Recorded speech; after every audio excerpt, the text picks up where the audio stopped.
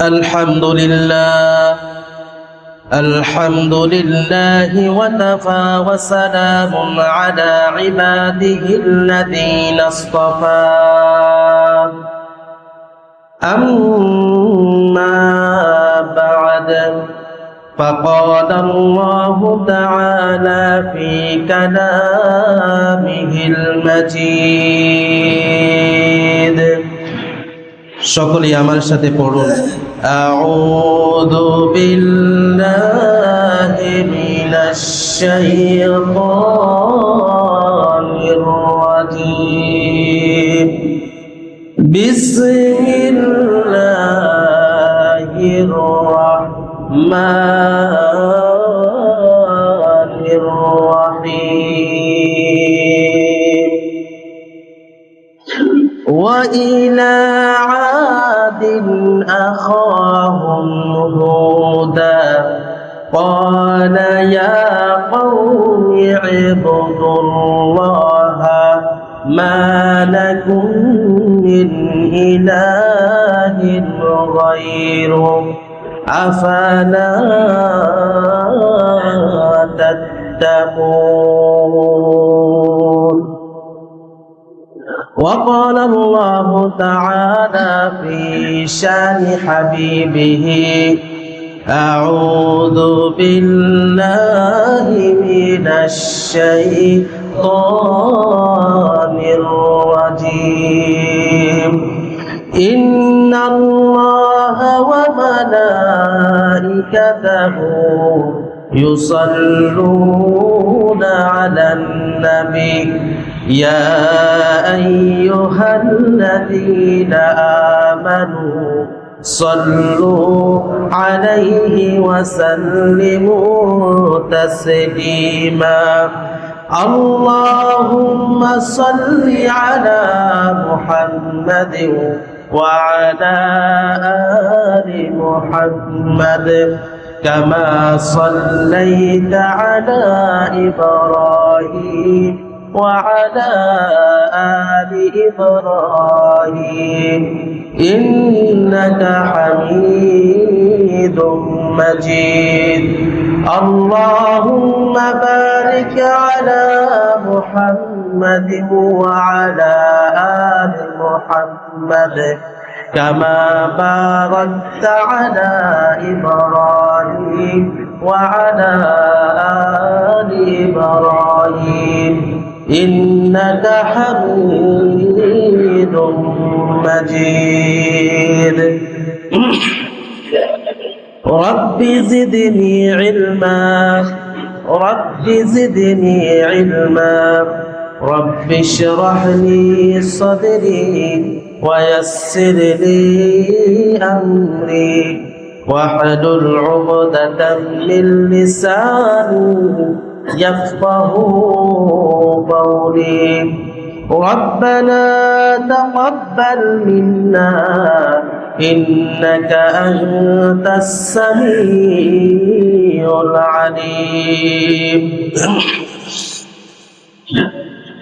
মুআজ্জাজ মুহতারাম মুসল্লিয়ানে কেরাম আমার প্রাণ প্রিয় যুবক ভাইয়েরা সর্বপ্রথম আল্লাহ সুবহানাহু ওয়া তাআলার দরবারে শুকরিয়া আদায় করি যে মহান রব্বুল আলামিন আমাদেরকে তার হুকুম সালাতুল জুমা আদায় করার জন্য মসজিদে আসার এবং বসার তৌফিক দান করেছেন তাই সকলে পড়ি আলহামদুলিল্লাহ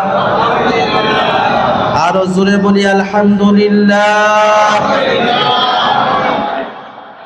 সম্মানিত মুসল্লি ভাইয়েরা আমার আমি আপনাদের সামনে গত সপ্তাহে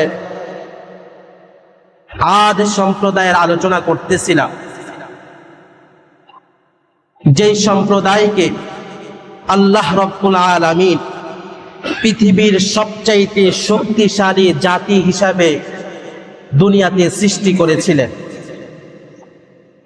আল্লাহ রাব্বুল আলামিন তাদেরকে অগণিত নিয়ামত দান করেছিলেন তাদের উচিত ছিল আল্লাহ তাআলার ইবাদত করা আল্লাহ তাআলার শুকরিয়া আদায় করা কিন্তু এই আদ সম্প্রদায় আল্লাহর ইবাদত না করে তারা ইবাদত করত, পূজা করত মূর্তির। বলেন নাউযুবিল্লাহ।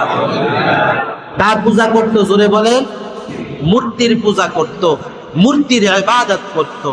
সেই জাতিকে সঠিক পথে আনার জন্য, আল্লাহ তাআলার পরিচয় তাদের সামনে তুলে ধরার জন্য আল্লাহ রাব্বুল আলামিন হযরত হুদ আলাইহিস সালাতু ওয়াস সালামকে প্রেরণ করেছিলেন।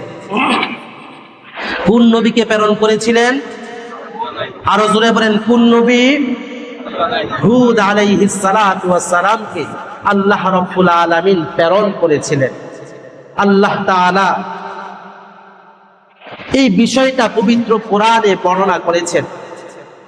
আল্লাহ রাব্বুল আলামিন বলেন, আউযু বিল্লাহি মিনাশ শাইতানির রাজীম। বিসমিল্লাহির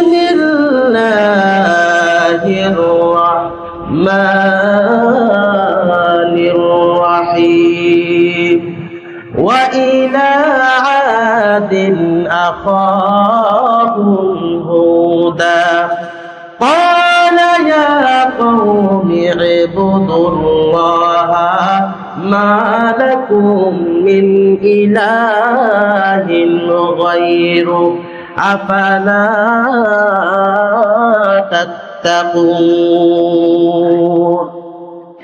আল্লাহ রাব্বুল আলামিন এই আদ সম্প্রদায়কে সঠিক পথে আনার জন্য, এই আদ সম্প্রদায়ের সামনে আল্লাহ তাআলার পরিচয় তুলে ধরার জন্য হুদ আলাইহিস সালাতু ওয়াস সালামকে প্রেরণ করেছিলেন। হুদ আলাইহিস সালাতু ওয়াস সালাম আদ সম্প্রদায়ের মানুষগুলোকে বলতে লাগলেন, হে আমার সম্প্রদায়, দেখো আল্লাহ রাব্বুল আলামিন তোমাদেরকে অনেক শক্তিশালী হিসাবে দুনিয়ার জমিনে সৃষ্টি করেছেন।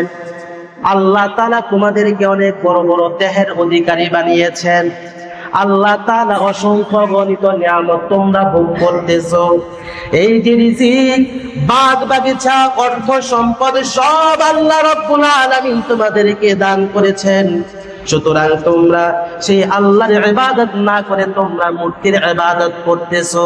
তোমরা এই মূর্তির পূজা তোমরা ছেড়ে দাও, এক আল্লাহর ইবাদত তোমরা করো। আর সম্প্রদায়ের মানুষগুলো হুদ আলাইহিস সালাতু ওয়াস সালামকে বলতে লাগলো, এই হুদ, তুমি আমাদেরকে এই সমস্ত কথা বলতেছো, আরে তুমি তো আমাদের মতো একজন মানুষ, আমাদের সম্প্রদায়ের একজন লোক, বরঞ্চ তুমি আমাদের চাইতে আরো দুর্বল, আরো নগণ্য, তুমি আমাদের চাইতে অনেক গরীব, তুমি আমাদেরকে এই কথা বলতেছো কেন? তখন হুদ আলাইহিস সালাতু ওয়াস সালাম তাদেরকে বললেন, হে আমার সম্প্রদায়, আল্লাহ রাব্বুল আলামিন আমাকে তোমাদের কাছে রাসূল হিসাবে প্রেরণ করেছেন। ওয়ালাকিন্নী রাসূলুন মির রাব্বিল আলামিন। আল্লাহ তাআলা আমাকে তোমাদের কাছে রাসূল হিসাবে প্রেরণ করেছেন। সম্মানিত ভাইয়েরা আমার, আদ সম্প্রদায়ের মানুষগুলো বলতে লাগলো, ও হুদ, তুমি আমাদেরকে বলতেছো আমাদের ক্ষমতা, আমাদের অর্থ সম্পদ, আমাদের এত কিছু সব নাকি তোমার আল্লাহ দিছে। আরে আমাদের তো মনে হয় তোমার আল্লাহ না, আমাদের এই সমস্ত দেবতাগুলো দিছে। বলেন নাউযুবিল্লাহ। এই দেবতাগুলো আমাদেরকে এই ক্ষমতা দিয়েছে, শক্তি দিয়েছে, বড় দেহের অধিকারী বানিয়েছে, আমাদের খাদ্য শস্য ফল ফলা দিয়ে আমাদের এই সমস্ত দেবতাগুলো দিতেছে, আমাদেরকে এই সমস্ত দেবতাগুলো আমাদেরকে এইগুলো দিতেছে। হুদ আলাইহিস সালাতু ওয়াস সালাম বললেন, হে আদ সম্প্রদায়, আমার আল্লাহ সব কিছুর উপর ক্ষমতাবান, আমার আল্লাহ সব তোমাদেরকে দিতেছে। তোমরা যে সমস্ত দেবতার পূজা করতেছো, এই সমস্ত দেবতার কোনো ক্ষমতা নাই, এইগুলো হলো অকর্ম। দেখো তোমরা এই সমস্ত দেবতার পূজা করতেছো, আমি কিন্তু তাদের পূজা করি না, তাদের ইবাদত করি না, আমি তাদেরকে সম্মান করি না। যদি তোমাদের এই দেবতাগুলোর ক্ষমতা থাকে তাহলে বলো তারা যেন আমার ক্ষতি করে। বলো তোমাদের দেবতাগুলোকে, তাদের ইবাদতটা আমি করি না, আমি তো এক আল্লাহর ইবাদত করি, সুতরাং তাদের ক্ষমতা যদি থাকে তাহলে বলো তারা যেন আমার কি করে, ক্ষতি করে। সম্মানিত ভাইরা আমার, হুদ আলাইহিস সালাতু ওয়াস সালাম তাদেরকে বহুদিন দিনের দাওয়াত দিয়েছেন, আল্লাহর পরিচয় তাদের সামনে তুলে ধরেছেন, কিন্তু এই আদ সম্প্রদায় হুদ আলাইহিস সালাতু ওয়াস সালামের দাওয়াত গ্রহণ করে নাই, বরঞ্চ দিন যত যাচ্ছে ততই তারা বিরোধিতা বেশি বেশি করছে। দিন যতই যাচ্ছে বিরোধিতা তেমন তাদেরটা বাড়তেই আছে। এক পর্যায়ে হুদ আলাইহিস সালাতু ওয়াস সালাম তাদেরকে আযাবের ভয় দেখালেন। নূহ আলাইহিস সালাতু ওয়াস সালামের সম্প্রদায়কে যে আল্লাহ ধ্বংস করে দিয়েছেন, ওই ঘটনা তাদের সামনে প্রকাশ করলেন। বললেন, তোমরাও যদি এক আল্লাহকে না মানো, তোমরা যদি মূর্তি পূজা না ছাড়ো, তাহলে আল্লাহ তাআলার আযাব তোমাদের উপর অচিরেই চলে আসবে। এবার হুদ আলাইহিস সালাতু ওয়াস সালাম যখন তাদেরকে আযাবের কথা শোনালেন, তখন আদ সম্প্রদায়ের মানুষগুলো একত্রিত হয়ে একদিন হুদ আলাইহিস সালাতু ওয়াস সালামকে বললেন, এই হুদ, তুমি বারবার আমাদেরকে আযাবের ভয় দেখাও, আমাদেরকে শাস্তির ভয় দেখাও, আরে তুমি কিসের শাস্তি নিয়ে আসবা? ওয়াকালু মান আশাদ্দু মিন্না কুওয়া, আমরাই তো দুনিয়ার মধ্যে সবচাইতে শক্তিশালী, তুমি যে আযাব আমাদের জন্য নিয়ে আসো, আনো, আমরা সেই আযাবের মোকাবেলা করব। বলেন নাউযুবিল্লাহ। আযাব নিয়ে আসবা, নিয়ে আসো, আমরা সেই আযাবের মোকাবেলা করব। ওয়াকালু মান আশাদ্দু মিন্না কুওয়া, আমাদের চাইতে শক্তিশালী কে আছে? বলেন নাউযুবিল্লাহ।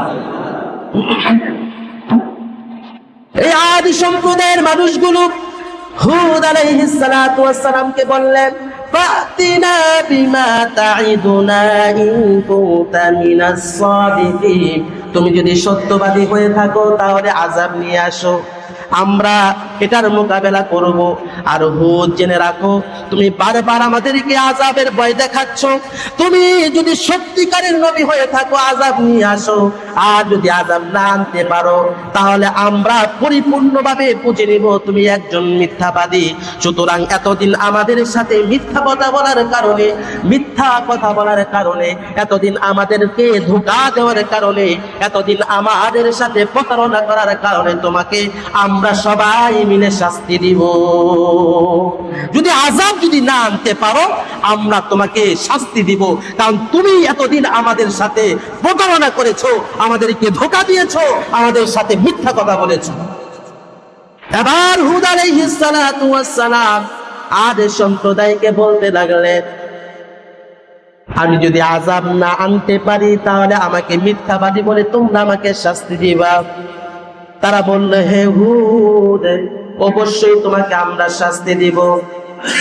এবার হুদ আলাইহিস সালাতু ওয়াস সালাম আল্লাহর কাছে দোয়া করলেন, ক্বালা রাব্বিনসুরনি বিমা কাযযাবুন, আদি সম্প্রদায় আমাকে মিথ্যাবাদী প্রতিপন্ন করেছে, মিথ্যুক প্রতিপন্ন করছে, আমাকে তাকে তারা শাস্তি দিবে।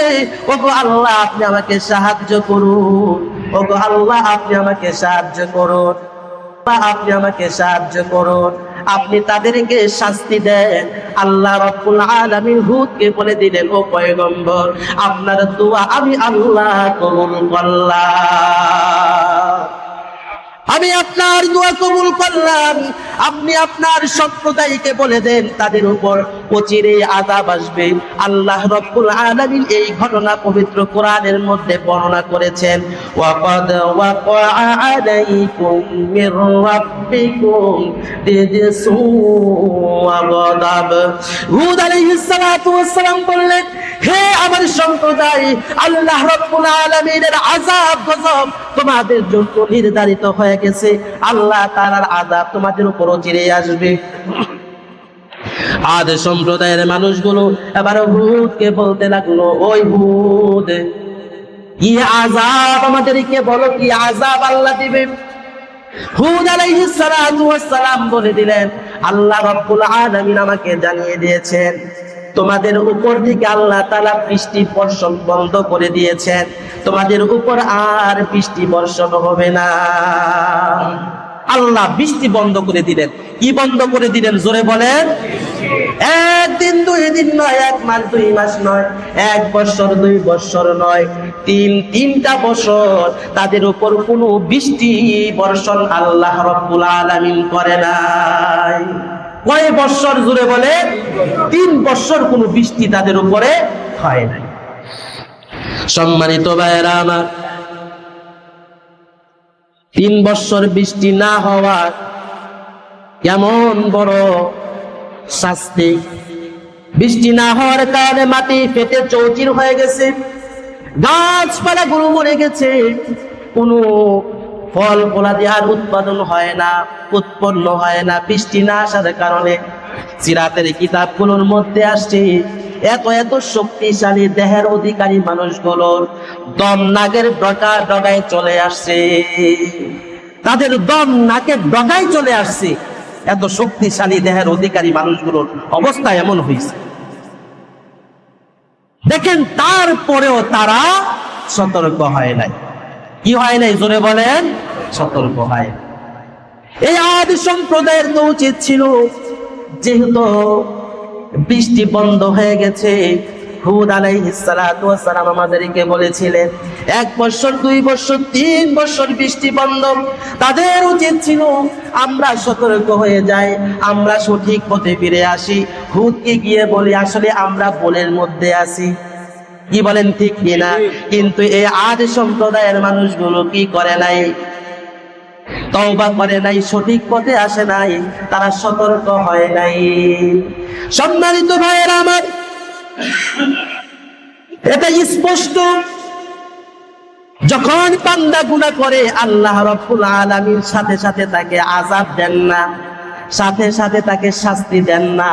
আল্লাহ তাআলা প্রথমে সতর্ক করে, তারপরে যদি সতর্ক না হয় তখন আল্লাহ শাস্তি দেন। জোরে বলেন ঠিক কিনা? আল্লাহ সতর্ক করে। আল্লাহ কি করে? সতর্ক করে। বান্দা যখন গুনাহ করে আল্লাহ সাথে সাথে শাস্তি দেন না, আল্লাহ অপেক্ষা করে দেখি আমার বান্দা আমার কাছে তওবা করে কিনা। যদি বান্দা তওবা করে আল্লাহ তাআলা খুশি হয়ে যায়। সুবহানাল্লাহ বলবেন না? বান্দার প্রতি আল্লাহ কি হয়ে যায়? খুশি হয়ে যায়। কেমন খুশি? মুসলিম শরীফের হাদিস, আল্লাহর রাসূল সাল্লাল্লাহু আলাইহি ওয়াসাল্লাম হুকুমা দিয়ে তার উম্মতদেরকে বোঝায়া দিয়েছেন, যখন কোনো গুনাহগার আল্লাহর কাছে তওবা করে আল্লাহ তাআলা কেমন খুশি হন। আল্লাহর নবী উপমা দিচ্ছেন, কেমন উপমা শুনেন খেয়াল করে। আল্লাহর নবী বলেন আল্লাহ তাআলা কেমন খুশি হয় শুনো। এক বিদুইন মরুভূমিতে সফর করতেছে।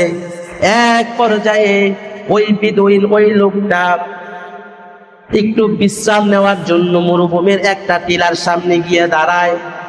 তার বাহনটাকে সামনে রেখে টিলার সাথে হেলান দিয়ে সে একটু বিশ্রাম নেয়। বিশ্রাম নিতে গিয়ে সে ঘুমিয়ে পড়ে। ঘুম থেকে জাগ্রত হওয়ার পর তাকায়া দেখে তার ওই বাহনটা নাই, উট নাই। যে উটের মধ্যে তার খাবার, তার পানীয় এবং তার প্রয়োজনীয় জিনিসপত্র আছে, ওই উটটা নাই। এবার সে দৌড়াইতে লাগলো, আশেপাশে খুঁজতে লাগলো, কিন্তু আশেপাশে খুঁজে সে তার উটটাকে আর পায় না। এক পর্যায়ে পাগলের মতো দৌড়াইতেছে, খুঁজতেছে কিন্তু পায় না। এক পর্যায়ে সে ক্লান্ত হয়ে জমিনের মধ্যে পড়ে যায়। আর সে চিন্তা করতে থাকে, এখান থেকে বের হওয়ার আমার আর কোনো পথ নাই, দুনিয়ার জীবন আমার শেষ, কারণ আমার উটটাই হারিয়ে গেছে। ওই উটের মধ্যে আমার খাবার, ওই উটের মধ্যে আমার পানীয়, সব কিছু। এবার সেই লোকটা মরুভূমির মধ্যে শুয়ে শুয়ে মৃত্যুর জন্য অপেক্ষা করতেছে, কারণ সে নিজেও জানে নিশ্চিত আমার এখানে মৃত্যু আছে। এবার সে অপেক্ষা করতেছে মৃত্যুর জন্য। এক পর্যায়ে সে তার চোখের মধ্যে ঘুম চলে আসে। ঘুমানোর পর ঘুম থেকে যখন জাগ্রত হয়, তাকায়া দেখে তার হারানো উটটা তার সামনে দাঁড়ায় আছে। তার হারানো উটটা তার সামনে দাঁড়িয়ে আছে। এবার সেই লোকটা এতই আনন্দ, এতই খুশিতে আত্মহারা হয়ে তার উটটাকে ধরে আল্লাহকে চিল্লা চিল্লা ডাকতেছে, ওগো আল্লাহ, আপনি আমার বান্দা, আমি আপনার রব। দরকার ছিল, হে আল্লাহ, আপনি আমার রব, আমি আপনার বান্দা।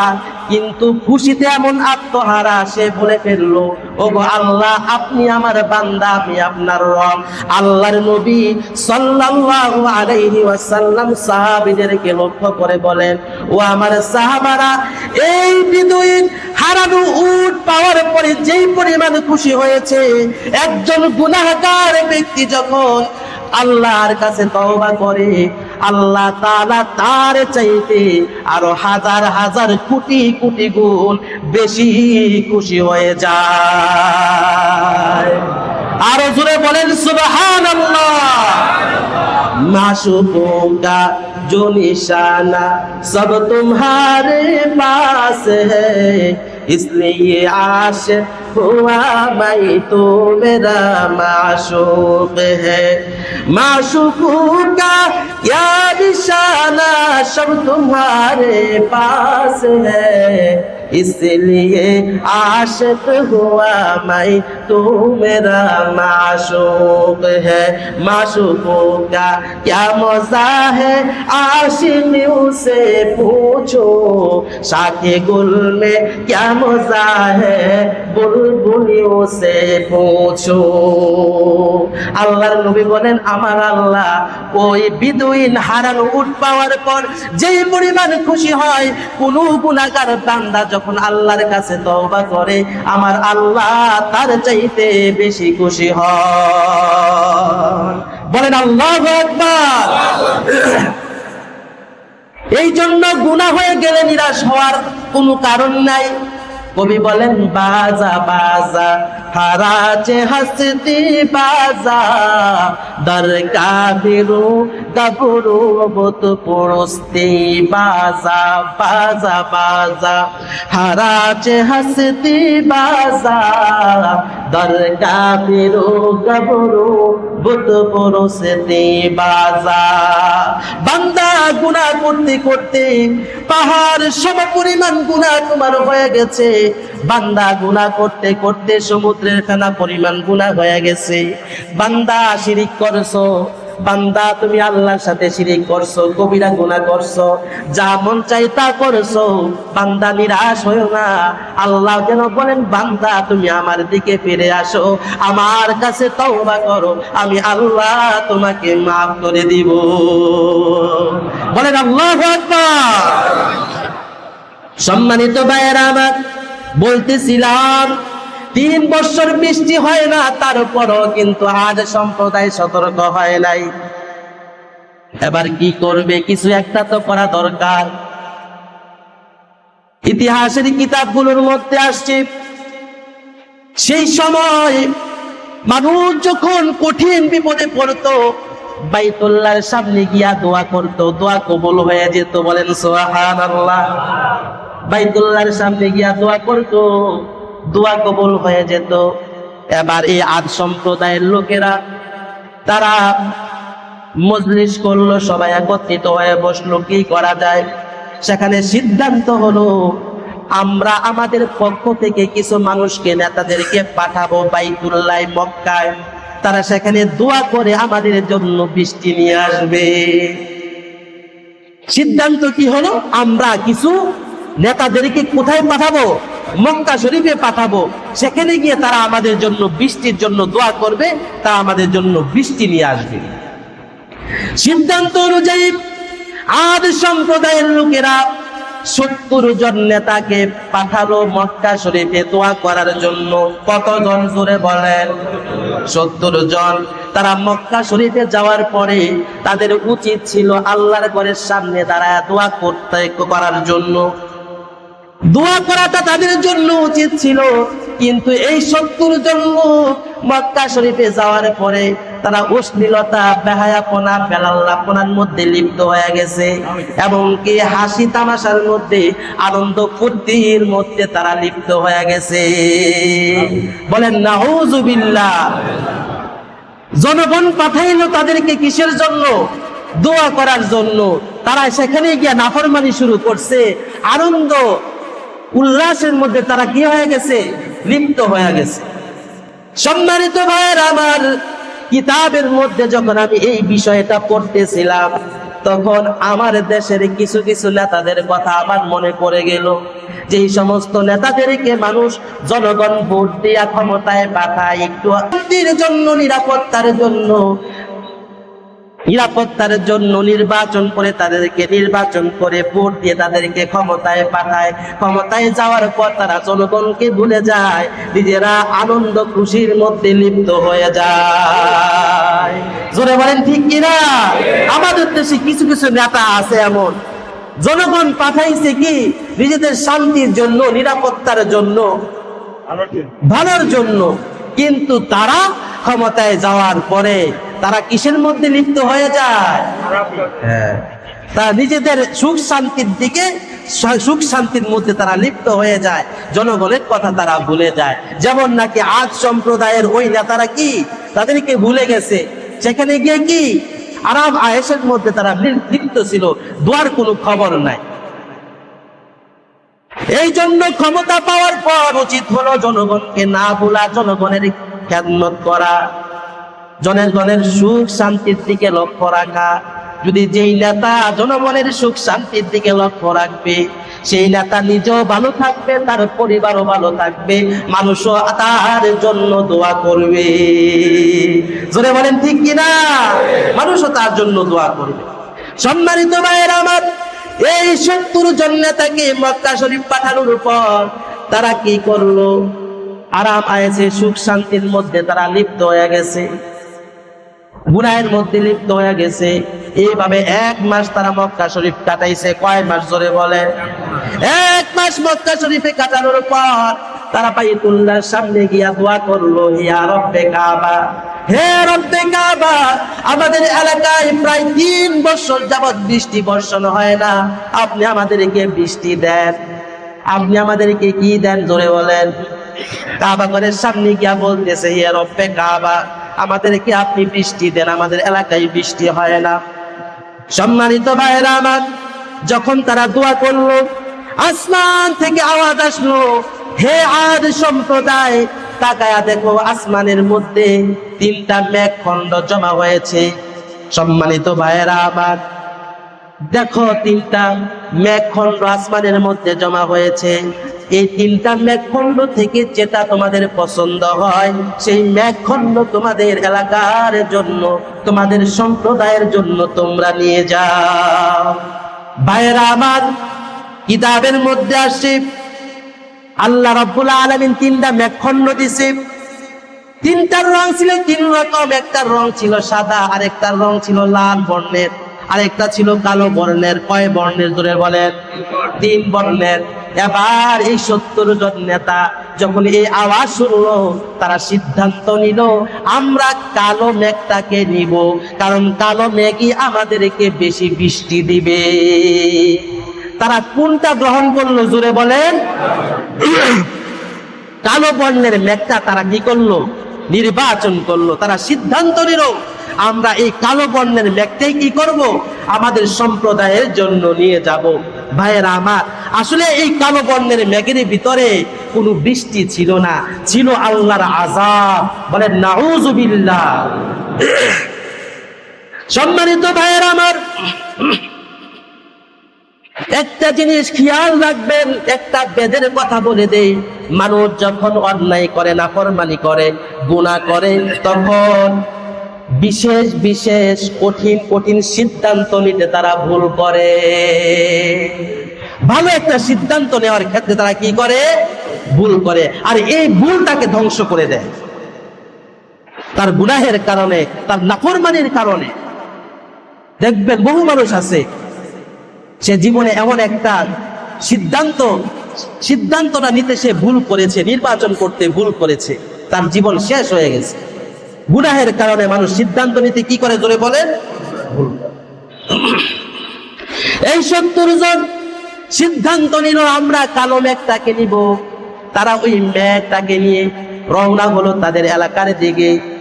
এলাকার দিকে যখন গেল, এলাকার মানুষগুলো, আজ সম্প্রদায়ের মানুষগুলো যখন দেখলো মেঘ আসতেছে, তারা আনন্দে আত্মহারা উল্লাস করতে লাগলো, ফুর্তি করতে লাগলো। আল্লাহ রাব্বুল আলামিন এই ঘটনাটা পবিত্র কোরআনের মধ্যে বর্ণনা করেছেন। আল্লাহ রাব্বুল আলামিন বলেছেন, فَلَمَّا رَأَوْهُ عَارِضًا مُسْتَقْبِلَ أَوْدِيَتِهِمْ قَالُوا هَذَا عَارِضٌ مُمْطِرُنَا بَلْ هُوَ مَا اسْتَعْجَلْتُمْ بِهِ رِيحٌ فِيهَا عَذَابٌ أَلِيمٌ। আজ সম্প্রদায়ের মানুষগুলো ওই মেঘ দেখে আনন্দে উৎফুল্ল হয়ে বলতে লাগলো, হাযা আরিদুম মুমতিরুনা, এই হলো সেই মেঘ যেই মেঘ আমাদেরকে বৃষ্টি বর্ষণ করবে। সম্মানিত ভাইয়েরা আমার, আল্লাহ তাআলা বলতেছেন, বাল হুয়া মাস্তাআজালতুম বি রিহুম ফিহা আযাবুন আলীম। আসলে সেটার মধ্যে কোনো বৃষ্টি নাই। আল্লাহ তাআলা বলতেছেন এটা হলো সেই শাস্তি, যেই শাস্তি তারা আমার পয়গম্বর হুদের কাছে চেয়েছিল। বলেন সুবহানাল্লাহ।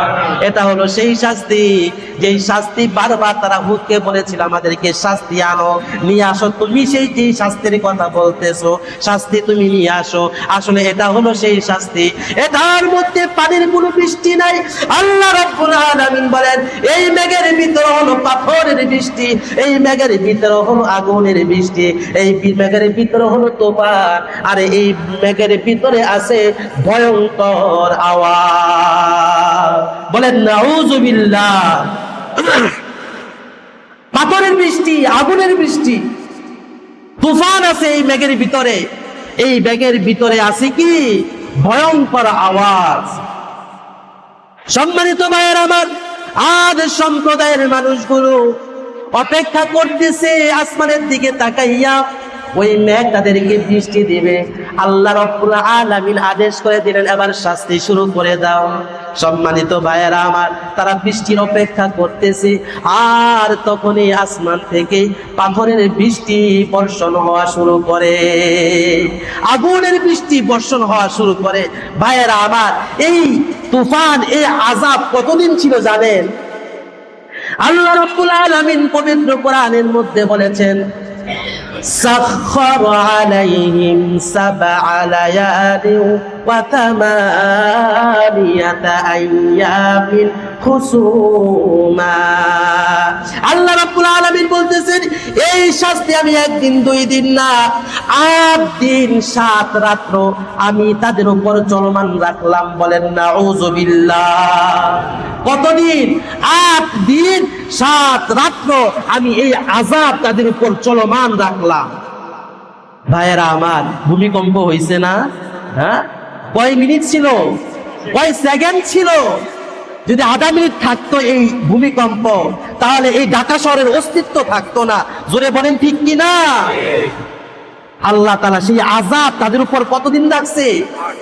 8 দিন 7 রাত্র। আল্লাহ রাব্বুল আলামিন বিশ্বনবী রাহমাতুল লিল আলামিনকে বলেন, فترى القوم فيها صرعى كأنهم أعجاز نخل خاوية। হে নবী, আপনি যদি তাদেরকে দেখতেন ওই আযাবের সময়, তখন দেখতেন এক ধরাশায়ী সম্প্রদায়, যাদের লাশগুলো খেজুরের কাণ্ডের মতো পড়ে আছে। খেজুর গাছের মাথা ছাড়া যে কাণ্ডটা থাকে, এটা যেমন পড়ে থাকে, তাদের লাশগুলো মাথা ছাড়া এভাবে জমিনের মধ্যে পড়েছিল। বলেন নাউযুবিল্লাহ। আল্লাহ রাব্বুল আলামিন এই আদ সম্প্রদায়কে ধ্বংস করে দিলেন। কি করে দিলেন? জোরে বলেন। ধ্বংস করে দিলেন। ভাইয়েরা আমার, আল্লাহ সতর্ক করেছে, বহুবার সতর্ক করেছে, নবীকে পাঠাইছে, বলছে তাদেরকে তুমি সতর্ক করো, আমার পরিচয় তাদের সামনে তুলে ধরো, তাদেরকে বলো তারা যেন এই সমস্ত অন্যায় কাজ না করে, তারা যেন সঠিক পথে চলে আসে। কিন্তু তারপরেও তারা বুঝে নাই, আল্লাহ বৃষ্টি বন্ধ করে দিছে, তারপরেও সতর্ক হয় নাই। শেষ পর্যন্ত আল্লাহ তাদেরকে কি করলেন? ধ্বংস করে দিলেন। ভাইয়েরা আমার, এই যে ভূমিকম্প হয়, আল্লাহ আমাদেরকে সতর্ক করতেছে। আমরা যদি সতর্ক না হই, আমরা যদি সঠিক পথে ফিরে না আসি, গুনাহ থেকে ফিরে না আসি, হয়তোবা যে কোনো সময় আল্লাহ আমাদেরকেও কি করে দিবেন? ধ্বংস করে দিবেন। কথা বলেন ঠিক কি না? আমাদের সতর্ক হওয়া দরকার। ভাইয়েরা আমার, আল্লাহ তাআলা এই উম্মতে মুহাম্মাদীকে একবারে ধ্বংস করে দেন না, কিন্তু ইনফিরাদি ভাবে, একক ভাবে কিন্তু আল্লাহ ধ্বংস করতে পারেন, পারিবারিক ভাবে আল্লাহ ধ্বংস করতে পারেন, সামাজিক ভাবেও আল্লাহ কি করতে পারেন? ধ্বংস করতে পারেন। জোরে বলেন ঠিক কি না? এই জন্য আমাদের সতর্ক হওয়ার দরকার আছে না নাই? আরো জোরে বলেন, আছে না নাই? এই জন্য আল্লাহর কাছে তওবা করতে হবে। যেই সমস্ত গুনাহ করতেছি, এই সমস্ত গুনাহ থেকে আমাদেরকে ফিরে আসতে হবে। ভাইয়েরা আমার, আমি বলছি, গুনাহ করলে আল্লাহ কিন্তু সাথে সাথে শাস্তি দেন না, আমার আল্লাহ কিন্তু আবার ছেড়েও দেন না। জোরে বলেন ঠিক কি না? শাস্তি দেন না ঠিক আছে, আবার কি আমার আল্লাহ কি করেন না? ছেড়েও দেন না। আমার আল্লাহ অপেক্ষা করে বান্দা তওবা করে কিনা, বান্দা ফিরে আসে কিনা। এই জন্য আপনাদের কাছে আমার আবেদন হলো, গুনাহ থেকে আমরা ফিরে আসব। এই সমস্ত কয়েকদিন পর পর ভূমিকম্প হইতেছে, আপনারা জানেন। আল্লাহ আমাদেরকে সতর্ক করতেছে, বলতেছে, বান্দা আমার কাছে ক্ষমা চাও। আসলে তো আমাদের গুনার দিকে তাকাইলে মনে হবে এমন এমন গুনাহ আছে আমাদের জীবনে, ওই একটা গুনাহের জন্য যদি আল্লাহ আমাদেরকে জমিনের মধ্যে দাবায় দিত, তারপরও অন্যায় হতো না। জোরে বলেন ঠিক কি না? আমাদের জীবনে এমন এমন গুনাহ আছে, একটু চিন্তা করেন, আমি এমন গুনাহ করছি, এই গুনাহের জন্য যদি আল্লাহ তখন আমাকে জমিনের নিচে দাবায় দিত, তাহলে এটা অন্যায় হতো না। আল্লাহ আমাদেরকে বুঝার তৌফিক দান করুন। সবাই বলি আমিন। আরো জোরে বলি আমিন। যা কিছু বললাম, আল্লাহ তাআলা আমাদের সবাইকে কথাগুলো সহিভাবে বোঝার এবং আমল করার তৌফিক দান করুন। ভাইয়েরা আমার,